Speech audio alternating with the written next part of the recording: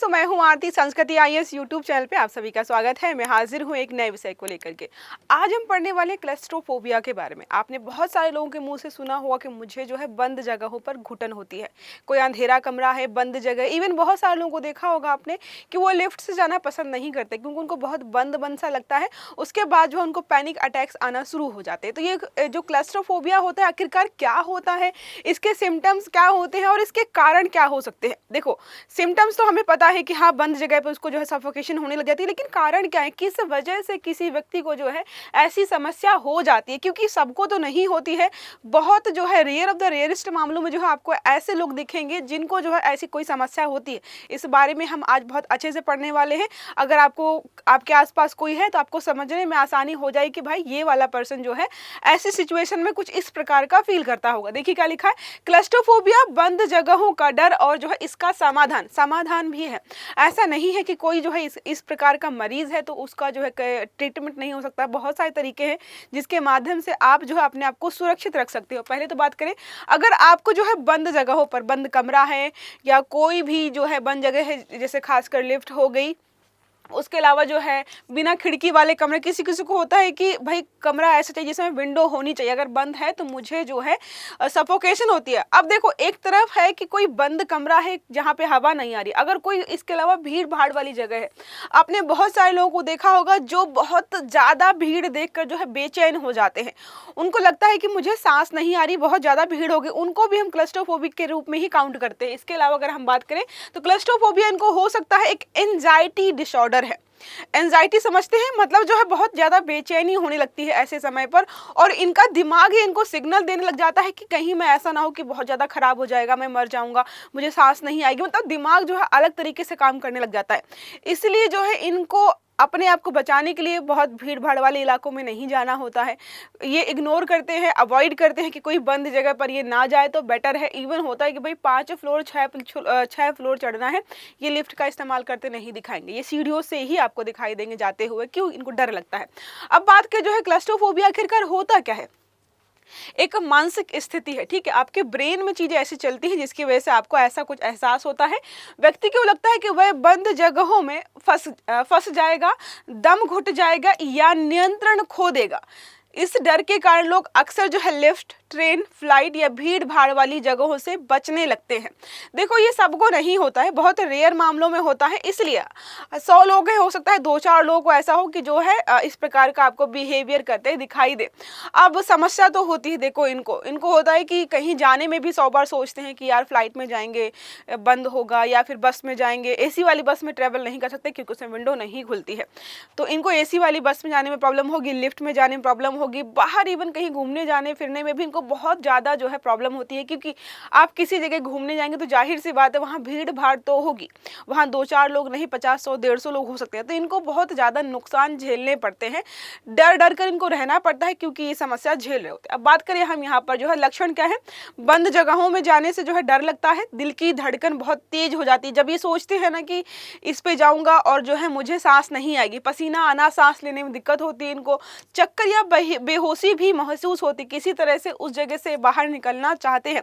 कई बार इस प्रकार के लोग ऐसे होते हैं, अगर इस सिचुएशन में फंस जाते हैं तो इनको जो है पसीना आएगा, घबराहट होगी, बार बार वॉशरूम जाने का प्रयास करते हैं ताकि जो है इस भीड़ भाड़ से या बंद जगह से जो है मुझे थोड़ी देर के लिए राहत मिले। अब बात करें जो है कारण क्या है, इसके बहुत सारे कारण हैं। देखो, मतलब एक तरीके से कोई चाइल्डहुड ट्रॉमा भी हो सकता है, या जो है बॉडी में कुछ इस प्रकार के हार्मोन्स अगर निकल रहे हैं वो भी कारण हो सकता है। जेनेटिक्स में भी कारण हो सकता है कि उनकी पीढ़ी दर पीढ़ी जो है इस प्रकार की कोई समस्या रही हो। देखिए लिखा, बचपन का ट्रॉमा हो सकता है, किसी व्यक्ति ने बचपन में कोई डरावना अनुभव किया हो, बाई चांस जो है 2-4 साल का बच्चा रहा, उसको कहीं बंद कर दिया गया हो, 1-2 घंटे के लिए वो बंद रहा हो, तो उसको जब भी जो है ऐसी जगहों पर जाएगा वो बचपन वाली चीज़ें याद आएंगी, तो चाइल्डहुड ट्रॉमा हो सकता है। यहाँ पर अनुभवजन्य डर हो सकता है, उसको एहसास होने लगे अगर कि बार बार कि ऐसी जगह जाऊंगा तो मुझे जो है चीज़ें अटक जाएंगी या प्लेन में टर्बुलेंस हो जाएगा। मतलब क्या है, ऐसी चीज़ें अगर उसने अनुभव कर रखी ऑलरेडी तो उसको और ऐसी जगहों पर जाने पे जो है डर लगता है। ओके, उसके अलावा है मस्तिष्क में केमिकल असंतुलन। अगर किसी की ब्रेन में जो है केमिकल इम्बैलेंस वाली समस्या है तब भी जो उसको भ्रम वगैरह उत्पन्न होता है, जिसकी वजह से जो है उसको इस प्रकार की बीमारी हो सकती है। देखो, बोलते हैं सेरोटोनिन। हैप्पी हार्मोन की कमी होती है और जो है नॉरपेनेफ्रिन जो है बढ़ते हुए इस तरह का ये घबराहट बढ़ा देता है। तो वो जो है खुश खुश रहने वाला जो हार्मोन होता है उनके उनके जो है मस्तिष्क में नहीं रिलीज हो रहा होता है।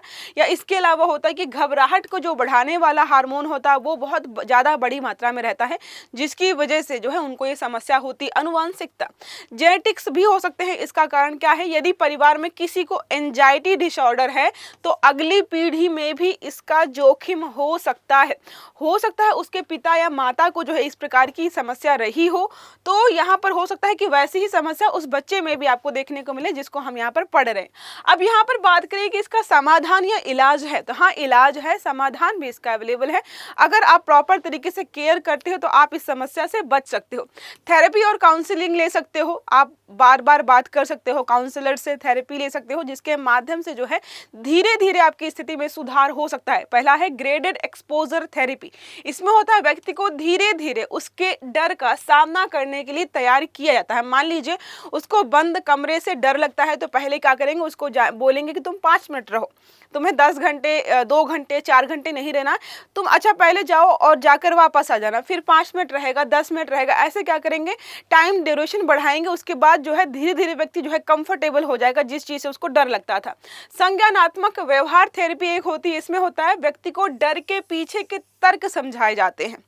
होता क्या है, नकारात्मक सोच जो होती है उसको बदलने का प्रयास किया जाता है। जैसे अगर किसी ने बचपन में जो है जो ट्रॉमा झेला है, उसको बताते हैं कि देखो तुम बंद थे लेकिन कुछ हुआ नहीं, मतलब तरीके से उसको कन्विंस करने का प्रयास करते हैं कि जो चीज़ें हैं ये परमानेंट नहीं है, तुम इससे बाहर निकल सकते हो। कैसे, तो यहाँ पर अगर हम बात करें दवाइयाँ, जैसे हमने पढ़ा सेरोटोनिन जो है कम होता, जो हैप्पी हार्मोन हमारा होता उनके जो है बॉडी में नहीं होता, जिसकी वजह से समस्या होती, तो इसको बढ़ाया जाता है, दवाइयाँ दे करके इसको बढ़ाने का प्रयास किया जाता है। और एंजाइटी कम करने वाली भी दवाइयाँ दी जाती हैं। एंजाइटी के लिए मार्केट में बहुत सारी पिल्स अवेलेबल हैं, तो अगर आपको बहुत कभी एंजाइटी वगैरह हो तो आप मार्केट से मेडिसिन ले सकते हो, हाँ लेकिन डॉक्टर से कंसल्ट करने के बाद, क्योंकि बहुत सारे लोगों को पता ही नहीं होता कि एंजाइटी की कोई पिल्स होती हैं। अब जैसे होगा कि आप बोलेंगे मुझे घबराहट हो रही है, घबराहट की कौन सी दवा होगी। घबराहट इन द सेंस होता है कि आपकी बॉडी में जो है हार्मोन इम्बैलेंस हो रहे हैं, अगर जो है हार्मोन्स को आप बैलेंस कर दो तो घबराहट होना बंद हो जाएगी, तो दवाइयाँ भी मिलती हैं। घबराहट को नियंत्रित करने के लिए जो है शॉर्ट टर्म मेडिकेशन आप कर सकते हो। मेडिकेशन हो गया, योगा हो गया, एक्सरसाइज हो गया, ये परमानेंट सोल्यूशन है आपकी हर बीमारी का। अगर ब्रेन से संबंधित कोई बीमारी है, हार्मोनल डिसऑर्डर्स हैं ऐसे कि जैसे आपको जो है बेचैनी वगैरह होती है, तो आपको हमेशा सजेस्ट किया जाता है कि आप जो है मेडिटेशन करिए, दिमाग को थोड़ा शांत रखिए, तो जो भी चीज़ें उबड़ खाबड़ हो रही हैं वो थोड़ा स्टेबल हो जाएंगी। अब यहाँ पे अगर हम बात करें, जीवन शैली में भी बदलाव करना पड़ेगा। अगर आपकी जीवन शैली ऐसी है, जैसे होता है कुछ लोग होते हैं बड़ा लो फील हो रहा है, अगर उनसे पूछो उठे कितने बजे थे, तो 12 बजे, सोए कितने बजे से 4 बजे। जब सोने और जो है जगने का ही साइकिल इतना खराब है तो लो तो फील होगा। आप 12 बजे उठेंगे, नहाएंगे धोएंगे, ब्रेकफास्ट करेंगे, तब तक फिर से डिनर का टाइम आ जाएगा, फिर आपको लगेगा यार रात हो गई, चलो फिर से बेड में लेट जाते। तो रूटीन इतना खराब है, आपकी जीवन शैली इतनी खराब है, इसलिए सारी चीजें जो है आपको बर्बाद लगेंगी। आपने कभी सुना है गाँव में जो है सुबह 4-5 बजे उठने वाला व्यक्ति जो सुबह 5 बजे उठता है, वॉक करने आता है, उसको कभी जो है एंजाइटी हो गया, डिप्रेशन हो गया, जो उसके बॉडी में कभी जो है हार्मोनल डिसबैलेंस हो गया? नहीं होता है। उनकी जो है जीवन शैली इतनी सुव्यवस्थित होती है, अपना 4-5 बजे उठेंगे, रात को 9 बजे तक वो सो जाएंगे। अब कुछ बच्चे बोलेंगे कि भाई हम 9 बजे सो जाएंगे तो हमारी पढ़ाई कौन करेगा। आप 5 बजे उठेंगे, 9 बजे नहीं सोना है, आप 12 बजे सो जाइए, लेकिन अपना रूटीन आपको बेहतर रखना होता है। अब बात करें जो है, पहला तो है योग और जो है प्राणायाम करें, वो तो बहुत कम लोग करते हैं। बस आप आजकल जो है लोग जिम रैट बने हुए हैं, जब भी बात आती है फिट होना है तो लोग जो है जिम चले आते हैं। पहले उनको जो है सुबह उठ करके वर्कआउट करने की हैबिट डालनी चाहिए। चलो ठीक है, 6 बजे उठेंगे, आधे घंटे जो है वॉक करके आएंगे या रनिंग करके आएंगे। संतुलित आहार लेना चाहिए। आजकल जो है फास्ट फूड वगैरह जो है ज़्यादा लेते हैं। आई थिंक मैंने कल पढ़ा था, शायद इंस्टाग्राम पे ट्रेंडिंग में था, कि कोई बच्चा है जो कि सिर्फ और सिर्फ बाहर का खाना खा रहा था, खासकर जो है बर्गर और फ्रेंच फ्राइज पर ही जिंदा रह रहा था, और उसकी आंखों की रोशनी चली गई। अब उसका रीज़न क्या था डोंट नो, बट इसी प्रकार का आर्टिकल था कि जो है बहुत ज़्यादा फ्रेंच फ्राइज और बर्गर खाने की वजह से उसकी आंखों की रोशनी चली गई, उसने नॉर्मल खाना छोड़ दिया था। नियमित व्यायाम करना होता है, व्यक्ति को तनाव कम करने वाली गतिविधियां अपनानी होती हैं, थोड़ा सोशलाइज होना पड़ता है। आप आसपास के लोगों से बातचीत करिए, थोड़ा सा जो है चीज़ें जो भी डिप्रेशन वाली हैं उनसे आपको खुद को दूर रखना होता है। अब यहाँ पे बात करें एंजाइटी डिसऑर्डर आखिरकार होते क्या है, तो एंजाइटी डिसऑर्डर एक मानसिक स्वास्थ्य समस्या है जिसमें व्यक्ति को अत्यधिक चिंता, डर और घबराहट महसूस होती है। और आजकल जो है लोग बहुत ज़्यादा इसी प्रकार की समस्याओं से ग्रसित हैं।